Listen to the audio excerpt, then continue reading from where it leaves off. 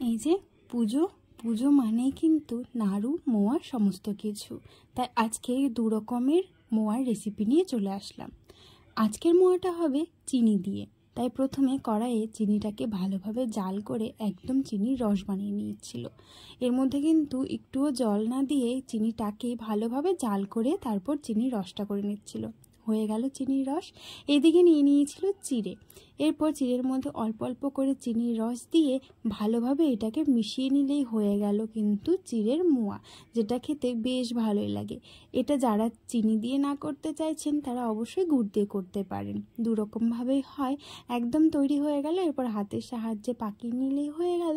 এরপর হবে মুড়ির মোয়া। সেজন্য আবারও আরেকটুখানি চিনি দিয়ে ভালোভাবে চিনিটাকে জাল করে নিয়ে নেওয়া হলো। তারপর আবার মিশিয়ে নিয়ে নিতে হবে মুড়ির মধ্যে। ব্যাস, তাহলে হয়ে গেল মুড়ির মোয়া।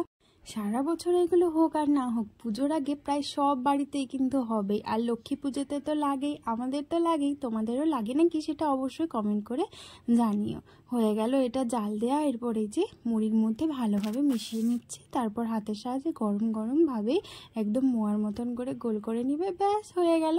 কতটা সহজ। সবসময় তো গুড় দিয়ে বানাও, তাহলে এবার একটু চিনি দিয়ে ট্রাই করে দেখতে পারো। বেশ সুন্দর হয় মোয়াগুলো। তা সবাইকে পুজোর অনেক অনেক শুভেচ্ছা রইল।